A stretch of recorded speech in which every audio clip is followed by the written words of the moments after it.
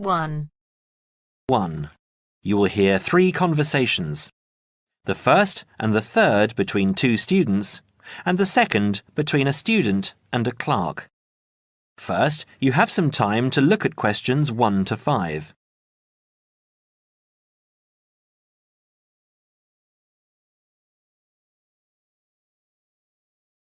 Now we shall begin.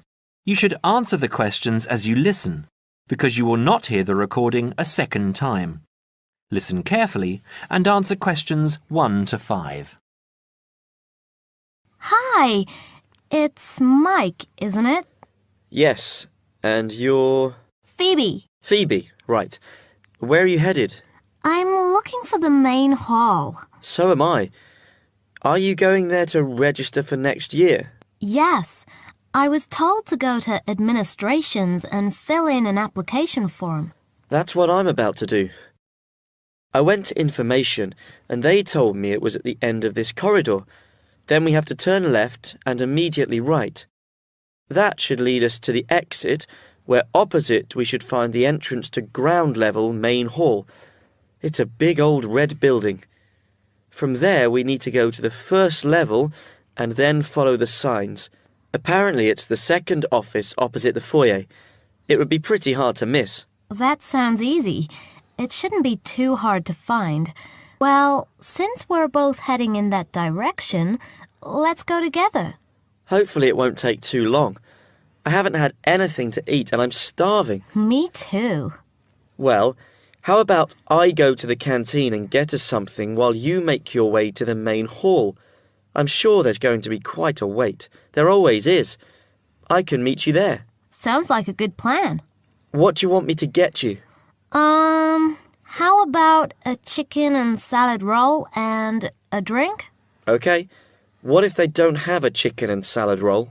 Anything similar, like ham and salad, or just plain salad and cheese. Oh, and don't forget the drink. I feel so dehydrated. No problem. What type of drink? I don't know. How about a Coke? No, nothing like that. Something healthier. An orange juice? They're usually full of sugar unless you get it freshly squeezed. Water? Yes, that's perfect. Here, take £2. That should cover it. If it's more, I'll give it to you when you get back. I only have a 20, and you know that they get cranky if you give them large notes. Okay. See you in 5 minutes. Before you hear the rest of the conversation, you have some time to look at questions 6 to 10.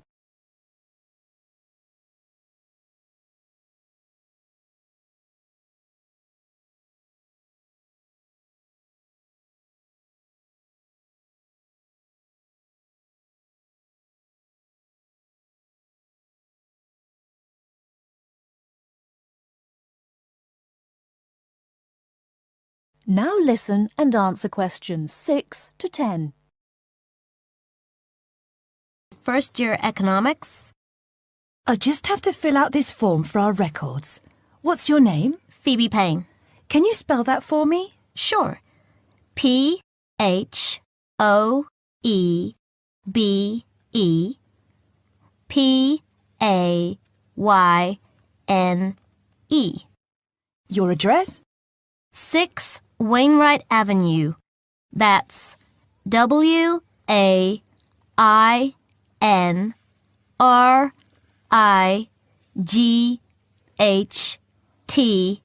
Nottingham. Nottingham. And your phone number? It's not connected yet. I've just moved in. OK. When you get your phone connected, contact us. I'll just make a note that your phone number is to be advised. I'll do that. What course were you doing? Law? No, economics. First year. First year economics. Yes, that's right. OK. Take this card across to the economics department and get it stamped. And then you need to come back here to pay your fees. I've made an arrangement to pay in installments. Do you have any documentation verifying that? Yes, I have a statement from administration. OK, when you return, we'll have a look at it. Thank you very much. Here you are. It was quicker than I thought, But I have to get this card stamped and return here to organize my fees. That's good. It means that I won't have to wait long either. How did you get on? What with? Oh, the food. Well, there wasn't much left, so I got you a cheese and tomato sandwich and water. That's fine. Do I owe you any more? No, I need to give you back £3. But I only gave you 2. Oh, yeah. I thought you gave me a £5. OK, so we're square. So what do I have to do? Go to the desk and give your personal details.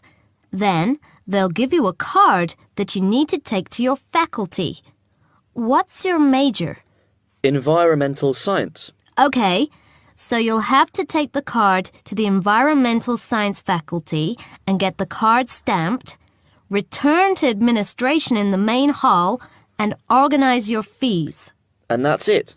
Yes, that means you're registered. Then we receive a letter with the details of our course where we'll be informed to go to the notice board or online to find out when and where our lectures are. OK. Let's have this bite to eat first. That is the end of part 1. You now have half a minute to check your answers.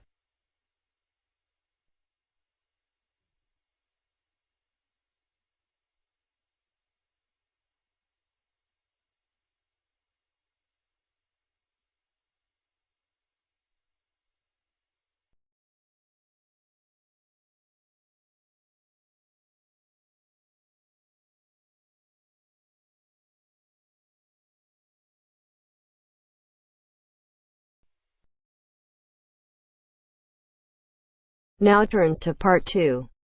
Part 2.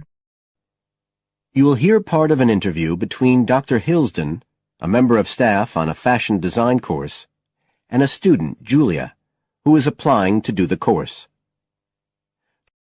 First, look at questions 11 to 13.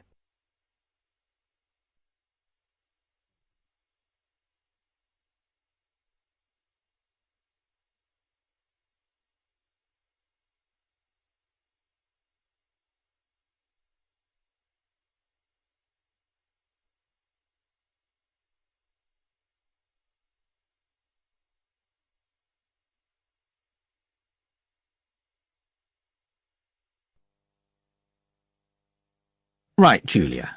So, from your CV and portfolio, and what you've already told me, you seem to be very much the sort of person we're looking for on the postgraduate course. So tell me, you finished your fashion design course in London 4 years ago. Did you think of carrying straight on and doing a higher degree at the time? Yes, but there were financial pressures. So I ended up working in the retail industry, as you can see from my CV. And actually, it was a very useful experience. In what way? Well, I was lucky to get the job with Fashion Now. They're a big store. And one of my priorities was to get as much experience as possible in different areas. So that was good because I had the chance to work in lots of different departments. And having direct contact with the customers meant I was able to see how they reacted to innovation, to new fashion ideas. Because with Fashion Now, a designer might show something in New York or Milan, and there'll be something similar in the shop within weeks. So that was probably the most useful thing for me. Right. And so what's made you decide to do a postgraduate course now? Well, while I enjoyed working at Fashion Now, and I learned a lot there, I felt, well, the way forward would have been to develop my managerial skills, rather than my skills in fashion design, and I'm not sure that's what I want to do. Yes.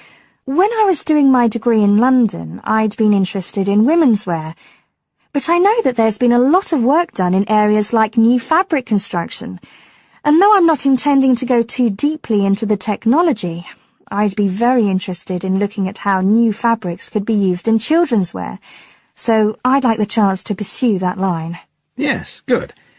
And are you at all concerned about what it's going to be like coming back into an academic context after being away from it for several years? No, I'm looking forward to it.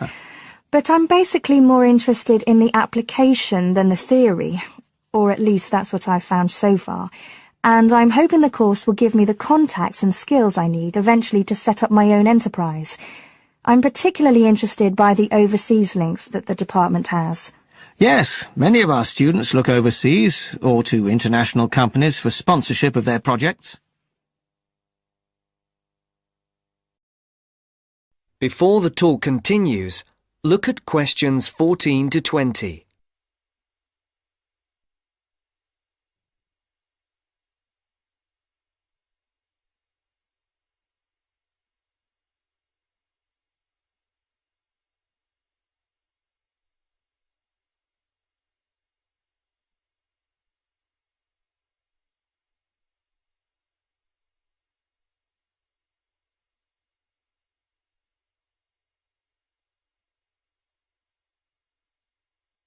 As you listen to the second part of the talk, answer the questions.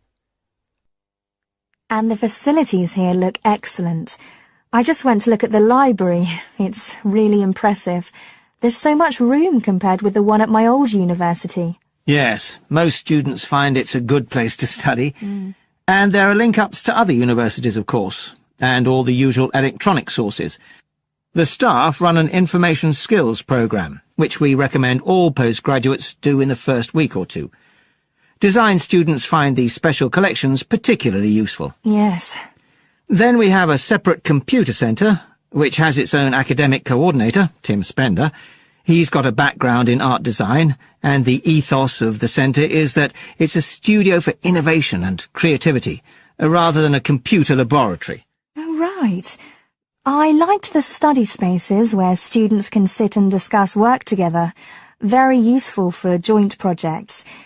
We always had to do that sort of thing in the cafeteria when I was an undergraduate. And I read in the brochure that there's a separate resource for photography. Yes, it's called Photomedia. It's not just for photography, but things like digital imaging and new media. It's a resource for all our students, not just fashion design. And we encourage students to work there, producing work that crosses disciplinary boundaries. It's well used. In fact, it's doubled in size since it was set up 3 years ago. And we also have an offshoot from that, which is called time-based media. This is for students who want to develop their ideas in the area of the moving image or sound. That's in a new building that was specially built for it just last year. But there are plans to expand it, as the present facilities are overstretched already. Right. Now, is there anything you'd like to ask about the course itself? I know it's a combination of taught modules and a specialist project, but how does assessment fit in? Well, as you'd expect on a course of this nature, it's an ongoing process. The degree course has 4 stages, and there are what we call progress reviews at the end of each of the first 3. Then the final assessment is based on your project.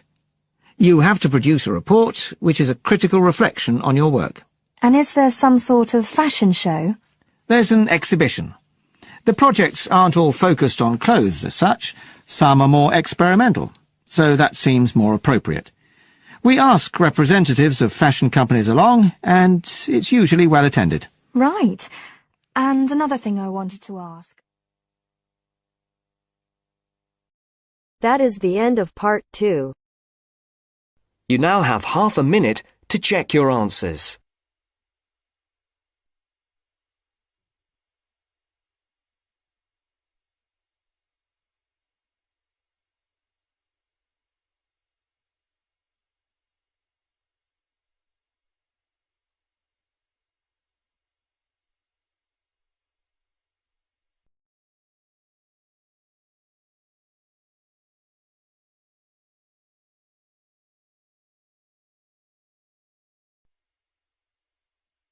Now turns to part 3. Part 3. You will hear a discussion between 2 students and their teacher on a planned charity event. First, you have some time to look at questions 21 to 25.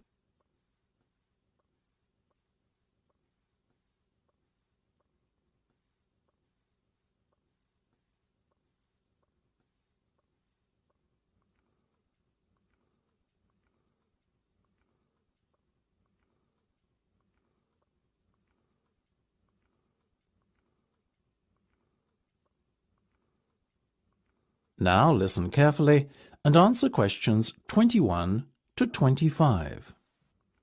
So, are you making any progress with your plans for our annual charity event? I guess first things first. Have you decided what charity it will be in aid of this year? We're thinking about Help the Children Africa, sir. Well, that's Mark's idea, sir.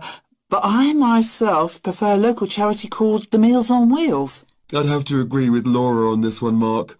After all, we're supposed to be giving back to the local community, and although helping African children is a very worthy cause, it's a little outside our remit. That settles it, I guess.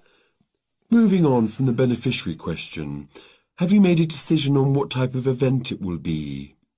Yes, we plan on doing something a little different this year. We're calling the event Balloonathon. Basically, we're going to offer balloons for sale to all the students. Balloons? I don't see where you're going with this. Why would they want to buy a balloon? Well, here's the thing. We don't actually give them the balloon. Instead, we'll write their name on it along with the special phone number, and then we'll release all the balloons into the air. When they fall to the ground, if a person finds one and rings a special number, then both he and the student who've bought the balloon will win a gift voucher. That sounds like an excellent idea, guys. Well thought out. This Balloonathon has a real novelty value attached to it, don't you think? Exactly what we said, sir. The only drawback is that the gas you put into the balloons is rather expensive. How much? About £20 per canister, and we'll need about 10. And how many balloons are you planning to blow up? Well, there are over 1,000 students in the school, so if even 1/3 of the students buy one, we'd need about 350 balloons. We've decided to order 500 so we don't run out. The good thing is we can return the canisters of gas if we don't use them, and the balloons aren't expensive, so there's no real risk of us spending a lot of money without getting a good return. You two have really thought this one out. I'm impressed. Before you hear the rest of the discussion, you have some time to look at questions 26 to 30.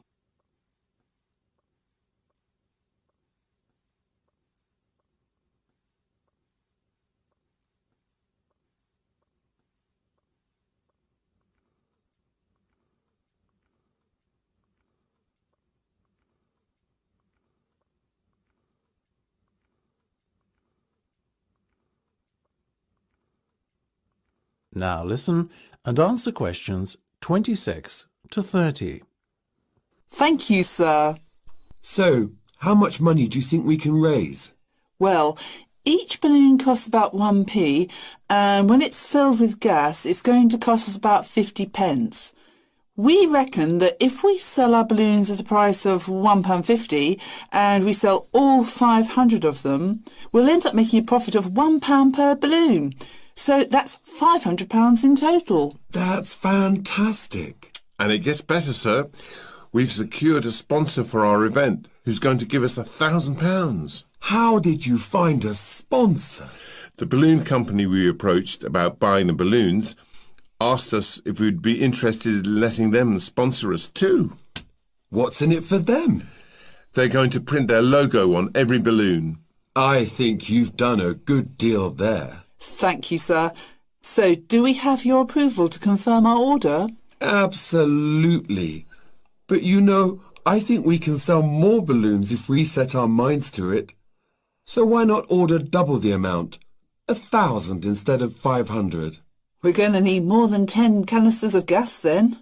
Double the amount, presumably. Correct. OK, let's go for it. Let's make this year's charity event our most successful ever. That is the end of part 3. You now have half a minute to check your answers.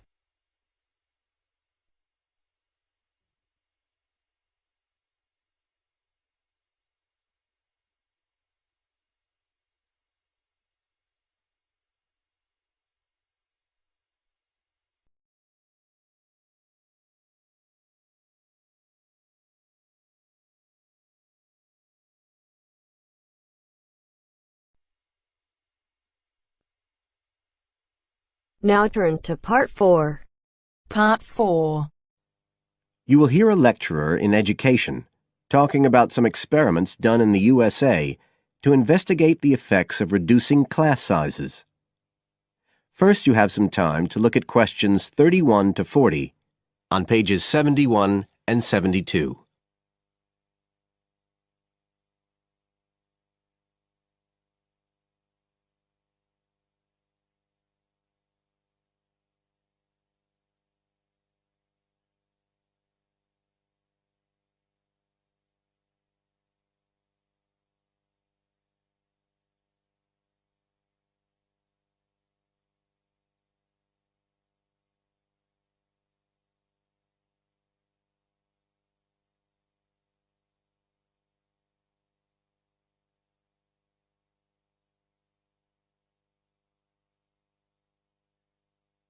Now listen carefully and answer questions 31 to 40. All over the world, there are passionate arguments going on about how educational systems can be improved. And of all the ideas for improving education, few are as simple or attractive as reducing the number of pupils per teacher. It seems like common sense. But do these ideas have any theoretical basis? Today, I want to look at the situation in the USA and at some of the research that has been done here in America on the effects of reducing class sizes. In the last couple of decades or so, there has been considerable concern in the United States over educational standards here, following revelations that the country's secondary school students perform poorly relative to many Asian and European students. In addition, statistics have shown that students in the nation's lower-income schools in the urban areas have achievement levels far below those of middle-class and upper-middle-class schools. So would reducing class sizes solve these problems? Well, we have to remember that it does have one obvious drawback. It's expensive. It requires more teachers and possibly more classrooms, equipment, and so on. On the other hand, if smaller classes really do work, the eventual economic benefits could be huge.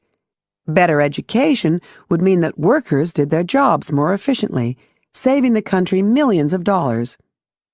It would also mean that people were better informed about their health, bringing savings in things like medical costs and days off sick. So what reliable information do we have about the effects of reducing class sizes? There's plenty of anecdotal evidence about the effect on students' behavior, but what reliable evidence do we have for this?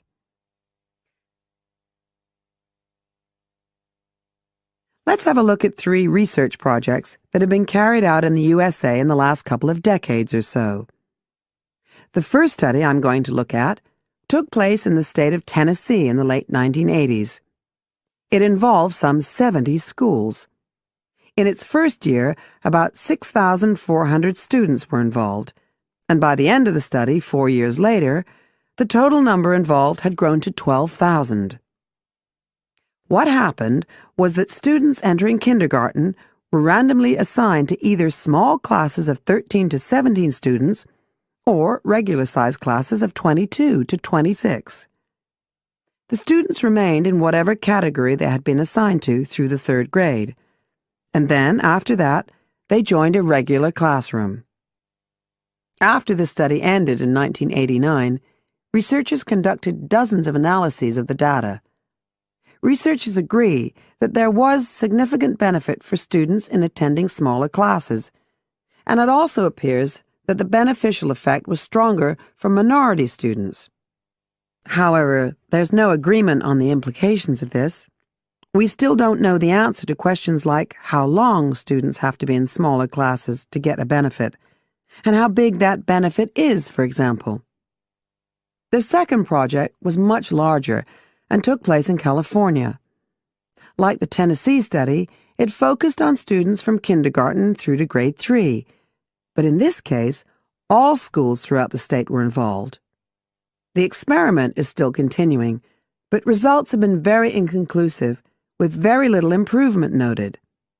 And the project has, in fact, also had several negative aspects.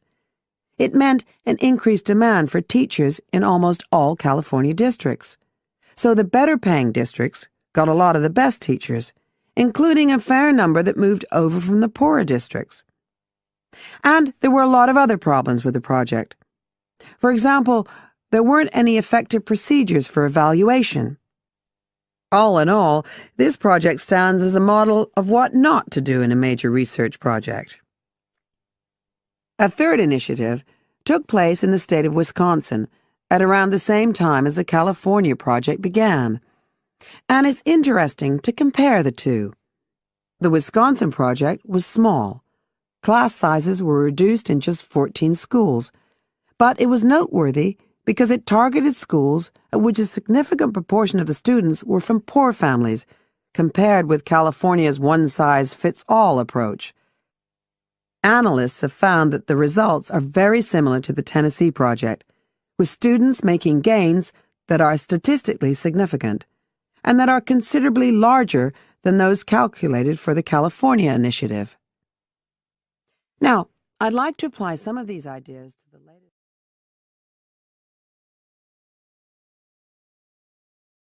That is the end of part 4. You now have half a minute to check your answers.